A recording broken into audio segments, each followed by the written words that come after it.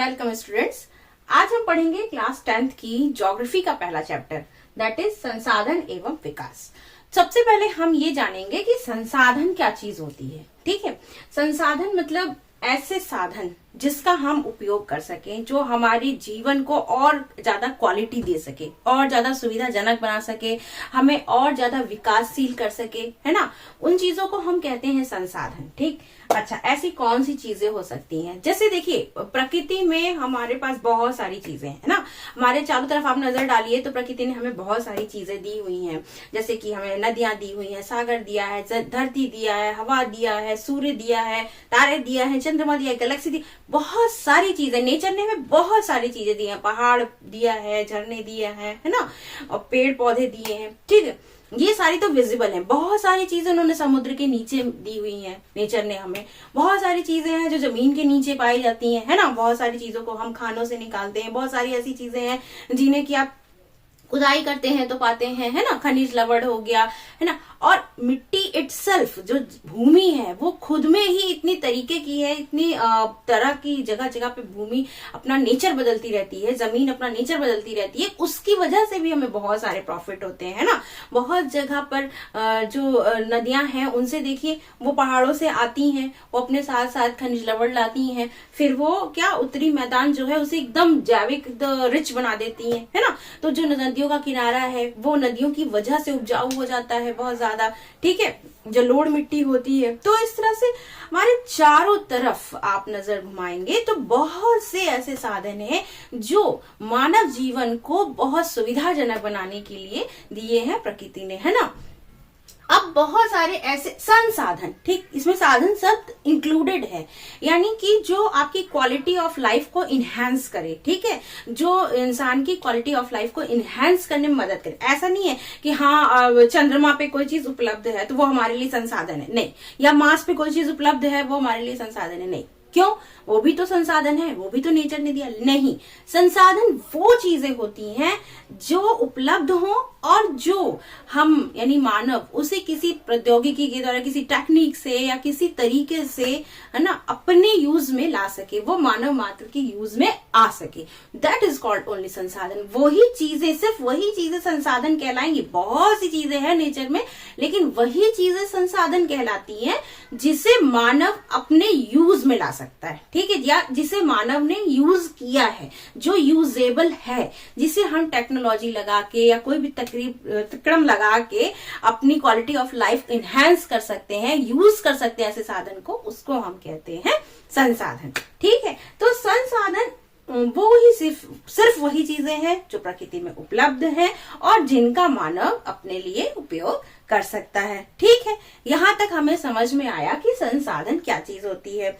अब संसाधन के साथ हमें लगा हुआ है विकास, यानी कि जो संसाधन हमें मिले हुए हैं, पहले हम ये जानेंगे कि वो किस किस रूप में है, किस किस तरीके से है, और उनका क्या क्या वर्गीकरण है। ठीक है, कि वो रीयूजेबल है या वन टाइम यूज है, या उनकी प्राप्ति कैसे सोर्स से हो रही है, या उनका किसके अधिकार में। तो इस तरह से हम संसाधन को वर्गीकरण करेंगे। उसके बाद हम ये जानेंगे कि वो उससे विकास कैसे होता है, उससे आर्थिक विकास कैसे कर सकते हैं ना। तो देखिए, जो भौतिक पर्यावरण है, यानी कि जो हमारी प्रकृति है वो, और प्रौद्योगिकी, ठीक है, जो टेक्नोलॉजी हमने ग्रो की है, एक जो हमें नेचुरली मिली है, एक जो हमने खुद बनाई है। जो नेचुरली मिली है वो भौतिक पर्यावरण हो गया, हमारी प्रकृति हो गई, और एक जो हमें मिली हुई है, जो हमने खुद से बनाई है अपनी सुविधा के लिए, उसे हम क्या बोलते हैं? प्रौद्योगिकी। और उससे जो प्रौद्योगिकी है उसको यूज करने के लिए हमने बनाई है संस्थाएं। तो ये तीनों मिलके जो है मानव के जीवन को या मानव की क्वालिटी ऑफ लाइफ को वो करती हैं, प्रभावित करती हैं। ठीक है, कि जितना अच्छा प्रौद्योगिकी हम डेवलप करेंगे, उतनी अच्छी हमारी जो है वो संस्थाएं डेवलप होंगी, या हमारी समाज डेवलप होगा। ठीक है, उतना ही क्वालिटी ऑफ लाइफ मानव का डेवलप होगा। ठीक है, अब जैसे देखो, पहले क्या होता था पुराने समय में जब हमारे पास कोई टेक्निक नहीं थी, फिर सब लोग अपना खुद से ही काम, ऐसे खेती वेती करके ही ऐसे ही काम चलाते थे। फिर धीरे धीरे क्या हुआ, औद्योगिक क्रांति आई। औद्योगिक क्रांति आने से क्या हुआ, सडनली सब कुछ बूम हो गया ना, कपड़े वपड़े मशीनों से बनने लगे, बहुत अच्छी क्वालिटी के बनने लगे और उसमें मेहनत भी कम लगने लगी। तो हर चीज धीरे धीरे ग्रो होने लगी है ना, लोहे से स्टील का डेवलपमेंट और सब सारी चीजों से।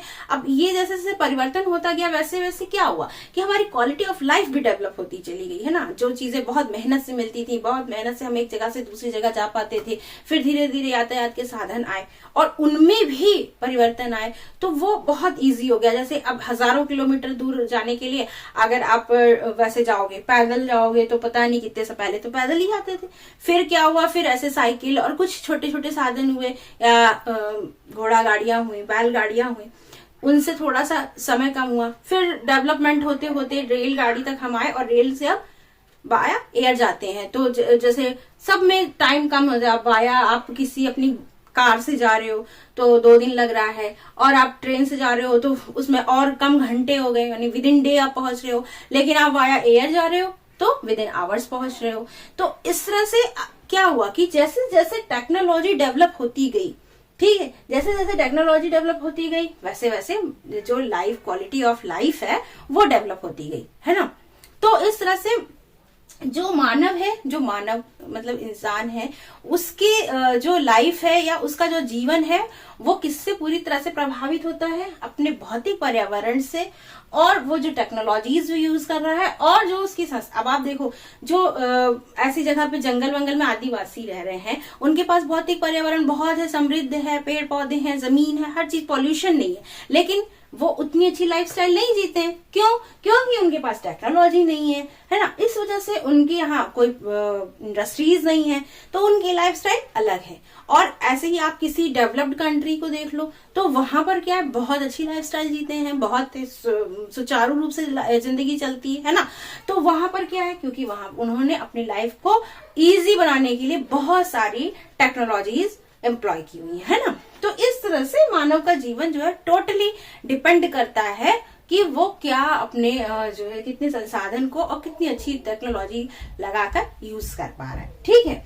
अच्छा, तो जो संसाधन होते हैं वो आर्थिक रूप से संभाव्य हो, यानी कि उनकी जो है उपलब्धता हो, और ऐसा ना हो कि वो बहुत महंगे हो, हम उन्हें अचीव ही ना कर पाए, बस देखते रह जाए। और वो सांस्कृतिक रूप से मान्य भी हो, यानी कि जो लोग हैं, जो हमारा समाज है, वो उसको एक्सेप्ट करे कि हाँ हम इसको यूज कर सकते हैं, ठीक है।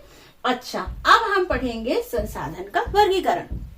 संसाधन को वर्गीकरण हम इसलिए कर रहे हैं ताकि हम इजिली समझ सकें कि संसाधन कितने तरीके के होते हैं और कैसे कैसे हमें वो प्राप्त होते हैं। तो संसाधन के वर्गीकरण में देखिए, उत्पत्ति के आधार पर, समाप्यता के आधार पर कि वो कैसे, मतलब उसकी लॉन्ग लास्टिंग है, ठीक है, और स्वामित्व के आधार पर कि उसका कौन उसको ओन कर रहा है, कौन उसका स्वामी है, इसके आधार पर भी वर्गीकृत किया जाता है, और विकास के स्तर पर भी उसे वर्गीकृत किया जाता है। तो सबसे पहले हम पढ़ेंगे उत्पत्ति के आधार पर। उत्पत्ति के आधार पर जो संसाधन है वो जैव और अजैव 2 भागों में बांटा जाता है। जैव से आप समझ रहे होंगे, जैव यानी जीवन, ठीक, जैव यानी जैविक, तो जैव यानी लाइफ, और उसी का उल्टा है अजैव यानी नॉन लिविंग। तो जैव वो होते हैं जो कि नेचर में होते हैं, ठीक है, जैसे कि हमारे पेड़ पौधे हो गए, हाँ, नदियां हो गई, वनस्पति हो गई, जीव जंतु हो गए, ये सारे संसाधन हमारे हैं जैविक, ठीक। और अजैविक जैसे कि कोयला है, खनिज है ना, ये सारी चीजें हैं अजैविक, ठीक। तो जैविक वो होती हैं जिनमें कि जो लिविंग होते हैं, जो लिविंग संसाधन होते हैं, और अजैविक जो नॉन लिविंग संसाधन होते हैं। अच्छा, अब समाप्यता के आधार पे हम देखेंगे। समाप्यता के आधार पे यानी कि वो किस तरीके से हम उसे यूज कर रहे हैं, तो वो किस तरीके से समाप्त हो रही है या किस तरीके से हम उसे यूज कर सकते हैं। तो 2 तरह का होता है, एक होता है नवीकरणीय, एक होता है अनवीकरणीय। नवीकरण से आप समझ रहे होंगे कि रिन्यूएबल, है ना, रिन्यूएबल मतलब जिसे हम दोबारा यूज कर सकते हैं, वो नवीकरणीय है। जैसे सनलाइट है, ठीक है, तो सनलाइट हम यूज करते रहे, इसमें कोई दिक्कत नहीं है ना, वो आती है फिर वापस रेज चली जाती है, वो एनर्जी है, वो तो कभी डिस्ट्रॉय नहीं होती, है ना, तो नवीकरणीय में हो गया। अब और जैसे है कि पेड़ पौधे भी हैं, आप अगर इनको लगातार प्लांटेशन करते रहेंगे तो इनका आप यूज करते रहिए, प्लांटेशन करते रहिए, तो ये इक्वली बने रहेंगे। हाँ, ये बात अलग है, अगर आप यूज कर रहे हो, आप प्लांटेशन नहीं कर रहे हो, तब तो फिर वो खत्म हो जाएगा। लेकिन इसमें चांसेस है नवीकरणीय में, है ना। अब जल है, ठीक है, भूमि है, ये सब नवीकरणीय है। लेकिन अनवीकरणीय क्या है कि जैसे धातु, ठीक है। अब आप कहोगे धातु की ऐसे तो कबाड़ी वाला ले जाता है, फिर उसका क्या करता है, यूज के लिए तो ले जाता है, लेकिन आप उसी रूप में उसको नहीं, आप उसको कुछ मेल्ट करके कुछ नया आप बना सकते हो। लेकिन अगर आपको फ्रेश धातु चाहिए कुछ नया चीज बनाने के लिए, फ्रेश चीज बनाने के लिए, तो आपको फिर वो माइनिंग करनी पड़ेगी, है ना, फिर से वो खदान से निकालना पड़ेगा। कोयला है, आपने एक बार जला दिया तो फिर वो दोबारा नहीं मिलने वाला है ना। तो जीवाश्म वाले जितने होते हैं, वो जो खनिज पदार्थ होते हैं, पेट्रोल है, डीजल, ये सब चीजें क्या है, ये सब बहुत लंबे समय तक धरती में जो दबा रहता है, जीवाश्म दबा रहता है, पेड़ पौधे दबे रहते हैं बहुत हजारों वर्षों तक, वो धीरे धीरे धीरे धीरे जो है परिवर्तित होके वो खनिज लवण बनते हैं, ठीक है। तो ये सारे अनवीकरणीय है, ये दोबारा से आप नहीं बना सकते हैं, ठीक। अब जैसे आप कह रहे हो धातु मैम तो गोल्ड है, गोल्ड को तो हम फिर से मेल्ट कर देते हैं, वो फिर से नया बन, हाँ आप उसको मेल्ट करके नया नया नया कर सकते हो। लेकिन अगर आपको फिर से वो चाहिए, कई नए यूज के लिए चाहिए, तो आपको फिर से माइनिंग करनी पड़ेगी, ठीक है। एक बार आपने उसे यूज कर लिया, वो कुछ धीरे धीरे क्षय होते होते खत्म होते होते वो खत्म होगा, एक बार में नहीं खत्म होगा, धीरे धीरे, वो समझ में नहीं आता। लेकिन आप उसको दोबारा, जैसे कि अब पेड़ है, आपने एक काटा एक लगा दिया, वो कुछ दिन बाद वो पूरा एक पेड़ आपको मिल जाएगा। लेकिन ऐसा किसी खनिज पदार्थ के साथ नहीं है, या किसी धातु के साथ नहीं है। तो धातु वगैरह क्या है, अनवीकरणीय में आता है, ठीक। और नवीकरणीय में वो जिनका हम रीयूज कर सकते हैं, ठीक है।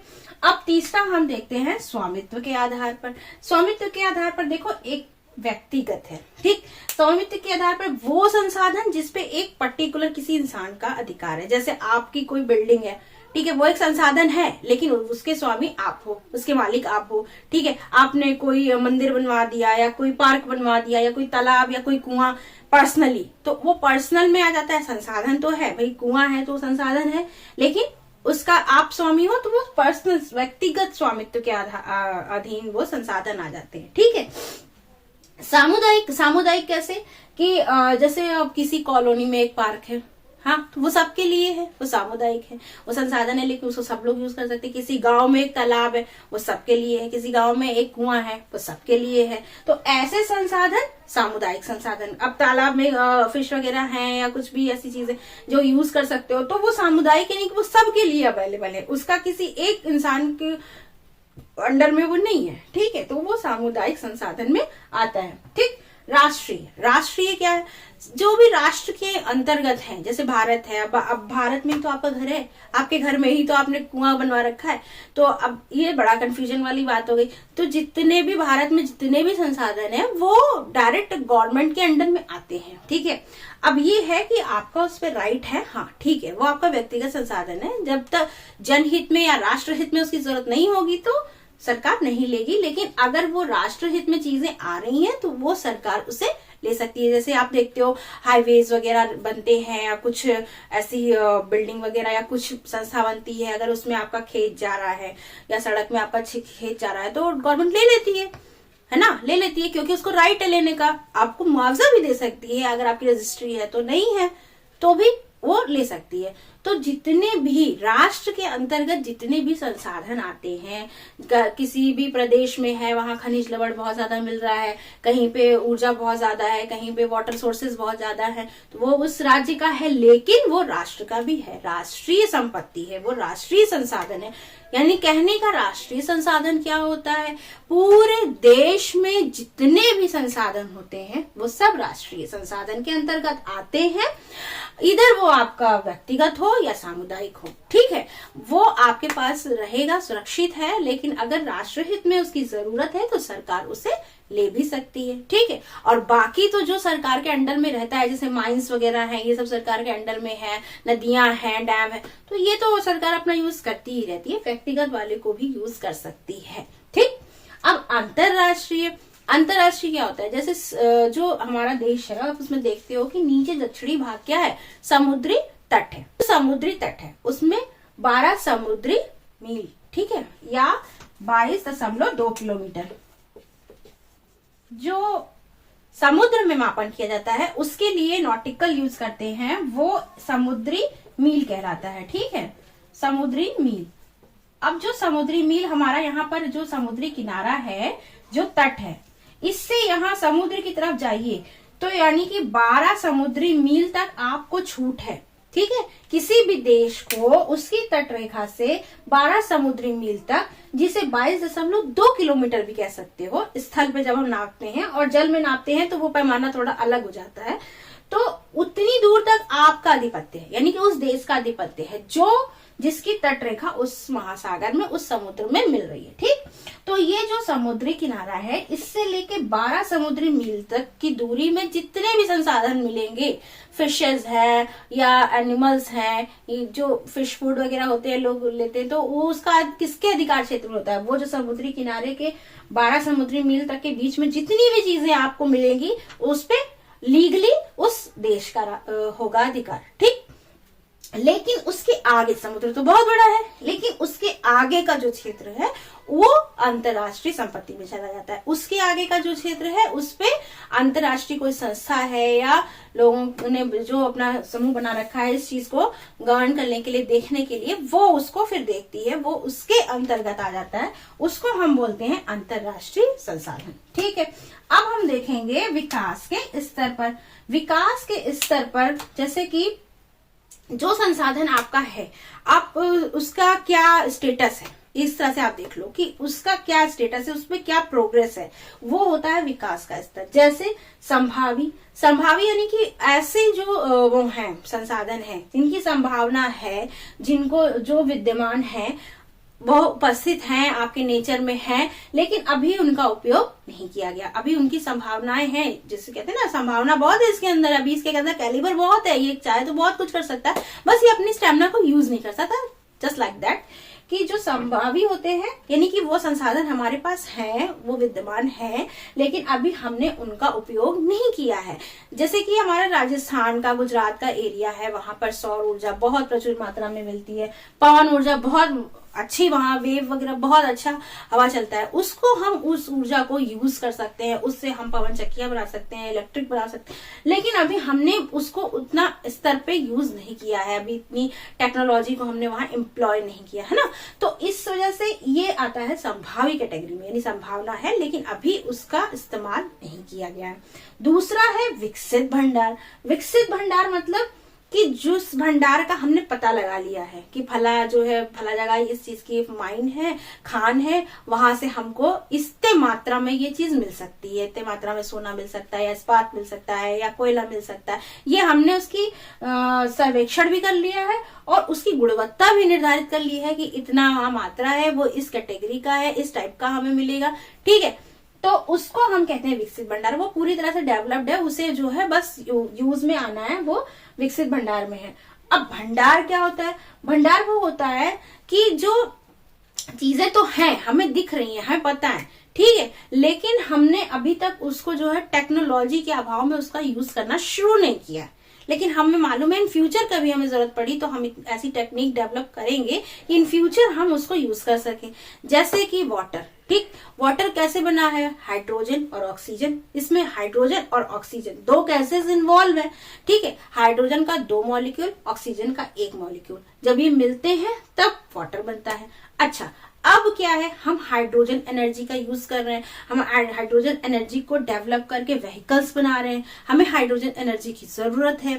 तो अब वो एनर्जी हम वाटर से भी ले सकते हैं क्योंकि उसमें भी हाइड्रोजन है, लेकिन उसके लिए अभी हमने कोई टेक्निक डेवलप नहीं की है। देखिए, हमारे माइंड में है कि वो एनर्जी, हाइड्रोजन एनर्जी की हमें जरूरत पड़ेगी, तो वो एनर्जी हमें कहाँ से मिलेगी? जल से मिल सकती है।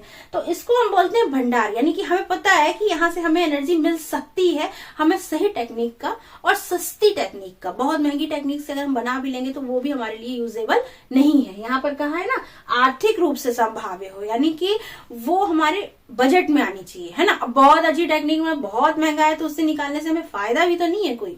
तो ऐसा हो कि वो हमें रीजनेबल बजट में हमें मिल जाए, ऐसी टेक्निक हम डेवलप कर लेंगे। तो हाइड्रोजन का एक सोर्स हमारे दिमाग में है कि हम यहाँ से भी हाइड्रोजन एनर्जी को ले सकते हैं, गैसेस को ले सकते हैं। इस तरह की एनर्जी, इस तरह की जो संसाधन है, उनको हम बोलते हैं भंडार, ठीक।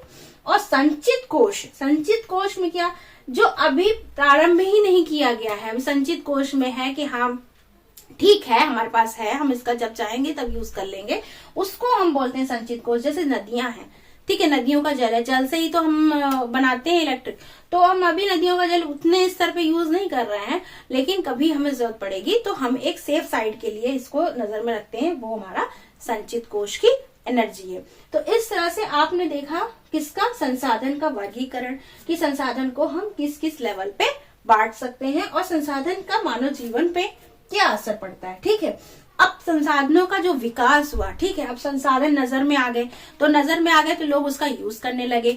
अब जो रईस हैं, जो समृद्ध हैं, उन्होंने ज्यादा यूज किया, जो है कम है, कमजोर है, उनको कम मिला। तो ये जो अनइवन डिस्ट्रीब्यूशन हुआ, तो इससे क्या हुआ, दो तरह की कैटेगरी बन गई। कुछ लोग गरीब हो गए एकदम, जिनको संसाधन जिनके तक पहुंचे ही नहीं, जो अमीर थे उन्होंने ज्यादा यूज कर लिया, अपनी लाइफ क्वालिटी ऑफ लाइफ को डेवलप करने के लिए ज्यादा साधनों का यूज कर लिया। तो अब क्योंकि ये संसाधन जो है उपलब्ध हो गए, लेकिन इनका अगर आप नियोजन नहीं करेंगे, कोई नियम कानून नहीं। अब आप कुछ देखो, जिनके यहाँ पहले आ गया टेक्निक्स आ गई, जिन देशों में अब वो डेवलप्ड है, वो भी तो इसी स्टेज से गुजरे। अब क्या है, वो कहते हैं नहीं बहुत ज्यादा कार्बन पोल्यूशन होता है, बहुत ज्यादा ये होता है, आप ये नहीं। भाई आप तो वहां इसी सीढ़ी को पार करके गए, और जो बेचारे पीछे देश थे जिन्होंने जो डेवलप नहीं थे, अब वो भी तो वो उसी सीढ़ियों से जाएंगे। तो अब आपको लग रहा है नहीं अब क्लाइमेट वो हो रहा है, हमारा ग्लोबल वार्मिंग फलाना समस्याएं हो रही हैं, अब ये नहीं करना कि खुद का पेट तो भर गया है ना, खुद तो डेवलप्ड हो गए। ऐसे ही अपने देश के अंदर भी स्थिति रहती है। तो इसलिए जो है संसाधन का जो विकास है ये इवन होना चाहिए। ये इसमें हम क्या कर सकते हैं, कैसे इसको रेगुलेट करें कि ये सबको समान रूप से मिले, क्योंकि जरूरत तो सबको है, तो सबको समान रूप से मिले, इसके लिए हम संसाधनों के विकास के नियमन की बहुत जरूरत है। ठीक है, नहीं तो एक तबका बहुत अच्छे से लाइफ स्टाइल गुजारेगा और एक को तो वो चीजें मिल ही नहीं पाएंगी और संसाधन भी खत्म हो जाएंगे। अंधाधुंध प्रयोग करने से आगे वाली पीढ़ी को भी हमारे समस्याएं हो जाएंगी। इन संसाधनों का जो अंधाधुंध प्रयोग हो रहा है, इसकी वजह से क्या हो रहा है, बहुत सारी समस्याएं आ रही हैं। जैसे आपने देखा ग्लोबल वार्मिंग है ना, आप महसूस करते हो कि अब पहले से बहुत ज्यादा गर्मी पड़ती है, पहले से बहुत ज्यादा ठंडी पड़ती है। तो ये जो क्लाइमेट में जो इतना डिस्टरबेंस हो गया है, वो ऐसा क्यों है, बहुत सारी नई नई बीमारियां आ रही हैं, है ना, क्यों पॉल्यूशन इतना ज्यादा हो रहा है कि सांस लेना मुश्किल हो रहा है। तो ये सारी चीजों की समस्याएं इतनी ज्यादा होने की वजह से धीरे धीरे जो वर्ल्ड के लीडर्स हैं, उन्होंने क्या किया, उन्होंने ये डिसाइड किया कि हम सब मिलके बैठ के बात करेंगे, कुछ डिसाइड करेंगे कि इन सब के से रिलेटेड हम क्या कर सकते हैं। तो इस तरह से उन्होंने पहला एक सम्मेलन किया, जिसको रियो डी जेनेरो पृथ्वी सम्मेलन कहते हैं। ये सम्मेलन कब हुआ, 1992 में हुआ। 1992 में जो सम्मेलन हुआ, इसमें 100 से अधिक देश जो है उसके जो राष्ट्र अध्यक्ष हैं वो सम्मिलित हुए, और वहां पर जो है संयुक्त राष्ट्र पर्यावरण और विकास सम्मेलन के जो है तत्वाधान में बातें डिस्कस हुई कि हम ये जो संसाधन का उपयोग कर रहे हैं, अंधाधुंध उपयोग कर रहे हैं, इसकी वजह से संसाधनों की भी कमी हो रही है। आने वाले समय में हमारी पीढ़ी, जो आगे वाली पीढ़ी है, उसके लिए हो सकता है कुछ चीजें जो बहुत जरूरी हो वो उपलब्ध ही ना रह जाए, वो समाप्त हो जाए। और अभी प्रेजेंट टाइम में भी जैसे हम बहुत ज्यादा कोयला यूज कर रहे हैं, बहुत ज्यादा फैक्ट्रीज हमने लगा रखी हैं अपने पर्सनल फायदे के लिए, तो उससे क्या हो रहा है, कार्बन डाइऑक्साइड निकल रही है, बहुत सारी जहरीली गैस निकल रही हैं, वो एयर में जा रही हैं, वहां पॉल्यूशन हो रहा है। उसकी वजह से जो एयर पॉल्यूशन हो रहा है, उसकी वहां से जो है जब रेन होती है, जब बारिश होती है, तो अम्लीय वर्षा होती है, उससे धरती को नुकसान हो रहा है। और जो हम वेस्टेज बहा रहे हैं, जो प्लास्टिक यूज कर रहे हैं, वो सब पानी में जा रहा है। वहां जाने के बाद जो जलीय जीव जंतु हैं वो भी जो है उस परेशान हो रहे हैं, और वो उसको ले लेते हैं, उसको फिर बाद में हम भी तो खाते हैं, तो तरह तरह की बीमारियां फैल रही हैं। तो ये इस तरह से बहुत सारी समस्याएं जो है, ग्लोबल वार्मिंग की समस्या अलग, हर साल टेम्परेचर में थोड़ा बहुत इंक्रीज हो रहा है, और अगर ऐसे ही इंक्रीज होता रहा, टेम्परेचर बहुत ज्यादा बढ़ जाएगा, गर्मी बहुत ज्यादा बढ़ जाएगी। तो बहुत सारे जो ग्लेशियर्स हैं, जो बर्फ के पहाड़ जैसे हैं, वो पिघलेंगे, और पिघलेंगे तो क्या होगा, जो जल स्तर है, समुद्र का जल स्तर है, वो बढ़ेगा। और जब जल स्तर बढ़ेगा तो कुछ ऐसे भी तो देश हैं जो पानी के बीच में द्वीप समूह के रूप में है, जैसे इंडोनेशिया है, जापान है। तो ये सब क्या है, द्वीप है छोटे छोटे। और जब पानी का लेवल बढ़ेगा तो वो कहाँ जाएगा, वो द्वीप के ऊपर जाएगा और धीरे धीरे वो उनको जलमग्न कर देगा। तो उन देशों का तो अस्तित्व ही खत्म हो जाएगा। क्यों? क्योंकि ये ग्लेशियर पिघल रहा है और ये ग्लेशियर एक नेचुरल साइकिल है, इसको आप रोक नहीं सकते। अगर आप हीट देंगे तो बर्फ पिघलेगी, ठीक है, और बर्फ पिघलेगी तो पानी बनेगा, पानी बनेगा तो जल का स्तर बढ़ेगा। साथ ही साथ ओजोन लेयर में भी छेद हो रहा है। अगर ओजोन लेयर में छेद हो जाएगा, हमारी जो प्रोटेक्टिव लेयर है उसमें छेद हो जाएगा, तो क्या होगा, अल्ट्रावायलेट रेज आएगी। और जो अल्ट्रावायलेट रेज है वो मनुष्य की जो त्वचा है उसको बहुत नुकसान पहुंचाती है, उससे स्किन कैंसर हो जाता है। तो ये भी कैसे हो रहा है, ये पोल्यूशन की वजह से हो रहा है, ठीक है। तो इन सारी समस्याओं पे बात करने के लिए सारे जितने राष्ट्र अध्यक्ष थे उन्होंने एजेंडा 21 डिसाइड किया। एजेंडा 21 में ये सारी समस्याएं थी, भौतिक समस्याएं, पर्यावरण की समस्याएं, जीवन की समस्याएं, संसाधन की समस्याएं, उनको यूज करने की समस्याएं, और सबको संसाधन यूज करने का मौका मिले। ऐसा ना हो कि कोई एक देश है वो डेवलप्ड है, वो तो डेवलप ही होता चला जाए और जो डेवलपिंग कंट्रीज है वो पीछे ही चली जाए, क्योंकि सभी मानव मात्र है, सबका हमको सोच के चलना है, आज का भी और भविष्य का भी, ठीक है। तो इस तरह से क्या हुआ कि ये एजेंडा 21 डिसाइड किया गया और ये डिसाइड किया गया कि इन सभी चीजों से रिलेटेड पॉइंट्स बनाए जाएंगे और वो सारे देशों पे लागू किया जाएगा और सारे देशों की सर्वसम्मति से एक नीति बनाई जाएगी। उस नीति के तहत हम सारे संसाधनों का दोहन करेंगे और सभी लोग उनसे जुड़े हुए रूल्स को फॉलो करेंगे, ताकि आज जो सतत वो है यूज है उसको मेंटेन किया जा सके। तो इस तरह से अच्छा, तो यहाँ से हमें संसाधन नियोजन की जरूरत का एहसास हुआ। अच्छा, ये तो विश्व स्तर की बात हो गई। अब भारत में भी संसाधन नियोजन चीज लागू होती है। जैसे मैंने बताया ना कि इनकी उम्मीद थी कि हर राष्ट्र इस चीज को लागू करे, तो भारत में भी। तो उसका मेन पॉइंट क्या था कि देश के विभिन्न भागों में संसाधनों की पहचान की जाए। पहली बात तो ये पहचान की जाए कि भारत में किस किस राज्य में कौन कौन सी चीजें मिलती हैं, कौन कौन से खनिज पदार्थ कहाँ मिलते हैं, कहाँ कौन कौन सी संभावनाएं हैं। भाई जैसे राजस्थान गुजरात में सौर और पवन ऊर्जा की संभावना है, ठीक है। उधर आंध्र प्रदेश वहां पर आपका जल ऊर्जा बहुत ज्यादा है। ऐसे ही छत्तीसगढ़ है जो पठार का एरिया है, वहां पर खनिज लवण बहुत ज्यादा। तो इस तरह से भारत के अलग अलग जो प्रदेश है उनमें कौन कौन सी संभावनाएं, कौन कौन से संसाधन की संभावनाएं, पहले आप इनकी पहचान कीजिए। उसके बाद उसका इस पहचान करने के लिए क्षेत्रीय सर्वेक्षण किया जाए, मानचित्र संसाधनों गुणात्मक और मात्रात्मक दोनों का अनुमान लगाया जाए कि वो किस मात्रा में है और किस क्वालिटी के हैं। जैसे कोयला है 2-3 क्वालिटी का मिलता है, तो ये पता लगाया जाए किस क्वालिटी का मिल रहा है और कितनी मात्रा है वहां पर। तो ये सारी चीजें पहले डिसाइड की जाए, ठीक, कि आपके पास है कितना, क्या चीज है, किस क्वालिटी का है, कितनी मात्रा में है, पहले आप ये पता लगाइए।